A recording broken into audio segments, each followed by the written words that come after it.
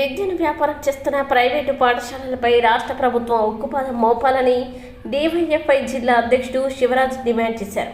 సిద్దిపేట జిల్లా హుస్నాబాద్లో ప్రభుత్వ నిబంధనలకి విరుద్ధంగా విద్యార్థులకి అధిక ధరలకి పాఠ్య పుస్తకాలను విక్రయిస్తున్న పలు ప్రైవేటు పాఠశాలల కేంద్రాల ఎదుట డివైఎఫ్ఐ ఎస్ఎఫ్ఐ ఆధ్వర్యంలో ధర్నా చేపట్టారు.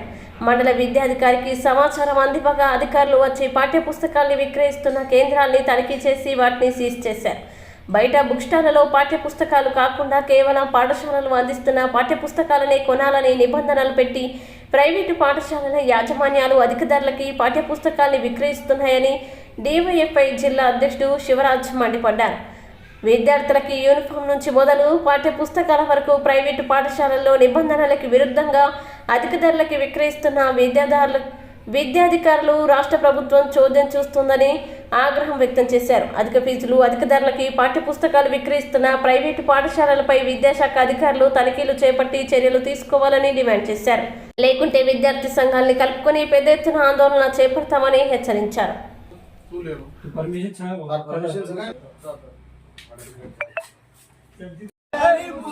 అరికట్టాలి శ్రీ చైతన్య స్కూల్లో బుక్ల విక్రయాలను అరికట్టాలి శ్రీ చైతన్య స్కూల్లో పాఠ్య పుస్తక విక్రయాలను విద్యార్థులతో చెలగాటము విద్యార్థులతో చెలగాటము ఇదే మీ రాజ్యం ఇదే మీ రాజ్యం దొంగల రాజ్యం దోటతో చెలగాటము ఇదే ఇక్కడ ఏమైతుందంటే ఓన్లీ శ్రీ చైతన్య స్కూల్ మాత్రమే వీళ్ళేమో ఇప్పుడు పర్మిషన్ ఉందని చెప్పేసి అంటున్నారు దీనికి. కానీ వీళ్ళు పర్మిషన్ ఉంటే అన్ని రకాల బుక్కులు అమ్మాలి. ఓన్లీ శ్రీ చైతన్య స్కూల్ కి సంబంధించిన స్కూల్స్ ఇస్తున్నారు.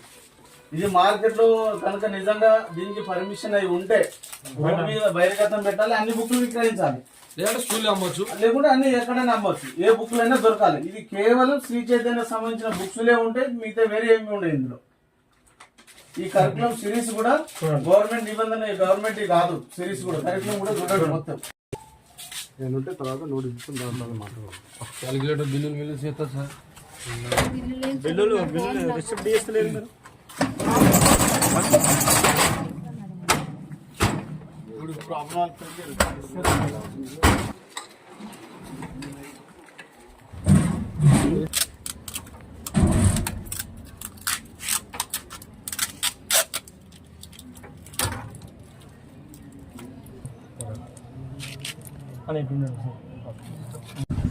ఈరోజు హుస్నాబాద్ పట్టణంలో శ్రీ చైతన్య పాఠశాల మరియు మాటో శ్రీ స్కూల్ యొక్క ప్రభుత్వ నిబంధనలకు విరుద్ధంగా ఈరోజు పాఠ్య పుస్తకాలు అమ్ముతున్నటువంటి స్టోర్ రూమ్లను ఈరోజు విద్యా సంఘాలుగా పట్టుకొని ఎస్ఎఫ్ఐ డివైఎఫ్ఐల ఆధ్వర్యంలో ఈరోజు స్థానిక విద్యాశాఖ అధికారులకు సమాచారం ఇచ్చి వారు కూడా వచ్చి ఈరోజు నిబంధనలకు విరుద్ధంగా నడుస్తున్నటువంటి అమ్ముతున్నటువంటి పాఠ్య పుస్తకాలను విక్రయిస్తున్నటువంటి స్టోర్లను ఈరోజు 2 స్కూళ్ళకు సంబంధించిన స్టోర్లు ఈరోజు సీజ్ చేయడం జరిగింది. ఈరోజు ప్రైవేట్ స్కూల్ యాజమాన్యాలు వ్యాపారమే ధ్యేయంగా ఈరోజు పనిచేస్తూ ఉన్నాయి. ఈరోజు పాఠశాల ప్రారంభోత్సవం ఉన్నటువంటి విద్యా సంవత్సరం ప్రారంభంలోనే ఈరోజు ఇదొక బిజినెస్ లాగా దీన్ని మార్చుకొని ఈరోజు విద్యా వ్యాపారం చేస్తున్నటువంటి పరిస్థితి ఉన్నది. ఈరోజు స్కూళ్ళలో టైలు, బెల్టులు, షూస్, డ్రెస్సులు, అదేవిధంగా పాఠ్య పుస్తకాలు ఈ రకరకాల పేర్లతోటి ఈరోజు వేలాది రూపాయలు ఈరోజు ఫీజులు తీసుకుని ఈరోజు విద్యార్థుల తల్లిదండ్రులను నిల్లు దెబ్బడికి గురి చేస్తున్నటువంటి పరిస్థితి ఉన్నది.